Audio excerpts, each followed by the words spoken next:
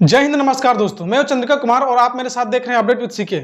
आज की इस वीडियो में हम लोग बात करने वाले हैं कि जिस तरह से इलेक्शन कमीशन ऑफ इंडिया ने भारत के 5 राज्यों पे आगामी चुनाव का घोषणा किया है ना, जिसमें से सबसे बड़ा फैक्टर वेस्ट बंगाल को देखा जा रहा है। आज की इस वीडियो में हम लोग वेस्ट बंगाल के बारे में बात करने वाले कि आखिरकार मुख्यमंत्री जो वेस्ट बंगाल की है ममता बनर्जी, इनका क्या वेस्ट बंगाल पे अभी स्ट्रेटेजी है। तो हाल ही में मुख्यमंत्री ममता बनर्जी ने बंगाल पे ऐसे बहुत सारी योजनाएं लाया है ना, जिससे कि वोट को अपने ओर खींचने का काम कर सकता है। कि आगामी चुनाव को लेकर ममता की जन कल्याणकारी योजनाएं क्या क्या है, सारा कुछ हम लोग आज की इस वीडियो में बात करने वाले हैं। तो अगर आप लोग मेरे इस यूट्यूब चैनल पर नहीं है तो चैनल को सब्सक्राइब जरूर कर लीजिएगा।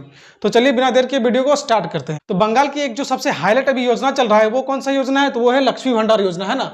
अब देखिए लक्ष्मी भंडार योजना एक ऐसा है कि जिस तरह से झारखंड में मुख्यमंत्री मैया सम्मान योजना हेमंत सरकार चला रही है, सेम उसी तरह से वेस्ट बंगाल पर जो है क्या ममता बनर्जी जी लक्ष्मी भंडार योजना चला रही है ना। यहाँ पे देखिए पहले क्या जो भी एसटी और एससी में थे उनको कितना मिल रहा था, पहले 1200 मिल रहा था ना, और जो जनरल कैटेगरी में थे उनको कितना मिल रहा था, तो यहाँ पे 1000।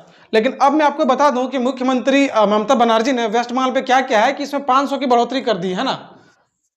यानी कि जिनको मिल रहा था कितना 1000 उनको मिलेगा 1500, और जिनको 1200 मिल रहा था अब मिलेगा उनको 1700।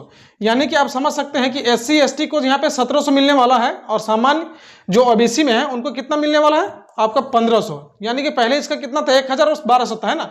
तो इसमें 500 की और बढ़ोतरी कर दी गई है ममता बनर्जी की ओर से। तो आप कहीं ना कहीं ये समझ सकते हैं कि मुख्यमंत्री ममता बनर्जी जो है वो कहीं ना कहीं इस योजना के तहत वोट बैंक को अपने ओर खींचने की प्रयास कर रही है ना। आप लोग क्या सोचते हैं कमेंट में जरूर बताएं। अब चलिए अगला योजना के बारे में बात करते हैं। तो अब यहाँ पे देखिए दूसरा जो योजना है वो है क्या, तो कल्याण श्री योजना, है ना। अब इस योजना के तहत क्या होता है कि जितने भी वहाँ पे लड़कियां पढ़ाई करती है, अगर उनका 18 साल से एज ऊपर हो जाता है तो उनको एक मुश्त कितना पैसा मिलता है, 25,000, है ना, पढ़ाई करने के लिए। क्योंकि आप समझ सकते हैं कि जब भी वोट नजदीक आता है चाहे किसी भी स्टेट का हो, तो कहीं ना कहीं उस स्टेट का हलचल बढ़ जाता है ना। तो अब देखिए ये आगे योजना और क्या है, तो हम लोग उस पर बात करने वाले हैं। तो अब यहाँ पे देखिए तीसरा योजना क्या है, तो यहाँ पे रूपाश्री योजना, है ना। अब देखिए रूपाश्री योजना में क्या होता है कि गरीब बेटियों की शादी के लिए एक मुश्त यहाँ पे 25,000 रुपये जो है सो वेस्ट बंगाल की ओर से दिया जाता है ना।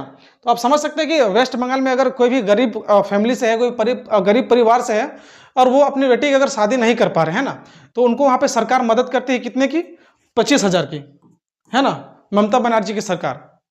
अब देखिए आगे क्या है। अब यहाँ पे देखिए 4 नंबर में क्या है, तो ये है बंगलार युवा साथी योजना। देखिए इस योजना के तहत क्या है कि जितने भी बंगाल पे बेरोजगार युवा हैं उनको कहीं ना कहीं भत्ता मिलने वाला है ना। तो अब देखिए ये लागू कब से हो रही है, तो ये 1 अप्रैल 2026 से लागू होने वाली है ना। तो ये जैसा कि देखा जा रहा है कि जैसे ही वोट नजदीक आया है तो कहीं ना कहीं ममता बनर्जी का ये राह जरूर है कि हम युवा का वोट अपने ओर खींच लें। 21 से 40 वर्ष तक जो शिक्षित बेरोजगार युवा हैं उनको यहाँ पे देखिए प्रति माह 1500 मिलने वाले हैं, है ना।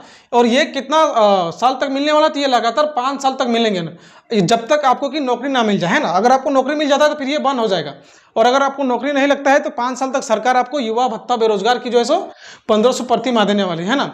आपको क्या लगता है कि सरकार को ये इस तरह से योजना आए क्या इलेक्शन के समय पर ही लाना चाहिए या फिर पहले लाना चाहिए, कमेंट में जरूर बताएं, है ना। अब चलिए देखते हैं आगे क्या है।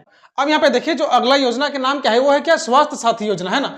अब यहाँ पे देखिए स्वास्थ्य साथी योजना के तहत क्या होता है कि राज्य के हर परिवार को 5 लाख तक कैशलेस स्वास्थ्य बीमा मिलता है ना। अब देखिए इसके बाद प्रत्येक परिवार शहरी प्लस ग्रामीण जो भी हो सबको यहाँ पे जो है ये सुविधा मिलती है ना।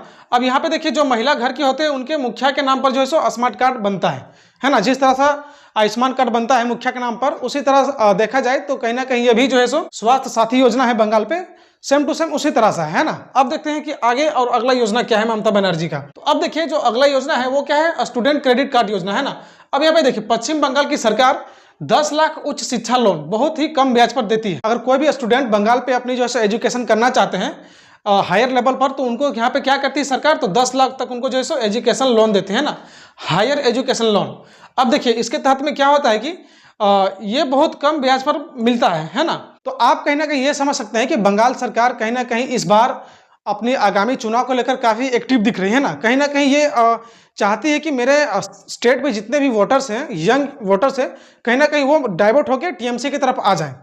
बाकी आप लोग क्या बोलते हैं कमेंट जरूर बताएं। अब देखिए जो अगला योजना है वो योजना क्या है, तो वो है तरुणर स्वपन योजना, है ना। अब देखिए इसके तहत क्या होता है कि पश्चिम बंगाल की सरकार 10वीं और 12वीं छात्र को यहाँ पे 10,000 सहायता राशि देती है। किसके लिए, तो वो टेबलेट खरीदने के लिए चाहे फिर स्मार्टफोन खरीदने के लिए, है ना। यहाँ पे मैं आपको और एक चीज बता दूं कि जिस तरह से स्टूडेंट को काफी ध्यान पे इस बार चुनाव के टाइम पर रखा जा रहा है, तो कहीं ना कहीं से ये एक फैक्टर बदल सकता है कि कहीं ना कहीं स्टूडेंट लोग भी वोट डाइवर्ट कर सकते हैं टीएमसी की तरफ, है ना। अब देखिए कि क्या है कि ये तरुणर समापन योजना के तहत 10वीं और 12वीं कक्षा के छात्रों के लिए यहाँ पे टैब और मोबाइल की व्यवस्था करवाती है कौन? बंगाल सरकार, है ना। तो अब देखिए यहाँ पे जो अगला योजना है वो क्या है योजना? तो वो है कृषि बंधु योजना, है ना। इस योजना के तहत क्या किया जाएगा अब कि किसानों को खेती के लिए 10,000 सालाना सहायता, और अगर उसका मृत्यु हो जाए तो यहाँ पे 2 लाख का बीमा भी हो रहा है ना। तो आप लोग समझ सकते हैं कि किस कदर से यहाँ पे इस योजनाओं का ढेर लगा दिए हैं मुख्यमंत्री ममता बनर्जी ने बंगाल पे। अब देखिए इसका जो लाभ है 10,000 सहायता वित्त सुरक्षा, है ना। इसमें किसानों यानी कि एग्रीकल्चर के लिए सालाना 10,000 रुपए दिए जाएंगे, और किसानों की मृत्यु होने पर उसके परिवार को 2 लाख का बीमा भी दिया जाएगा, है ना, इस योजना के तहत। अब चलिए देखते हैं कि आगे में क्या है। इसके बाद में है श्रम श्री योजना। श्रम श्री योजना के तहत में क्या होता है कि पश्चिम बंगाल की सरकार अन्य राज्यों से लौटने वाले प्रवासी श्रमिकों के लिए 5,000 प्रति सहायता राशि देने की बात की, है ना।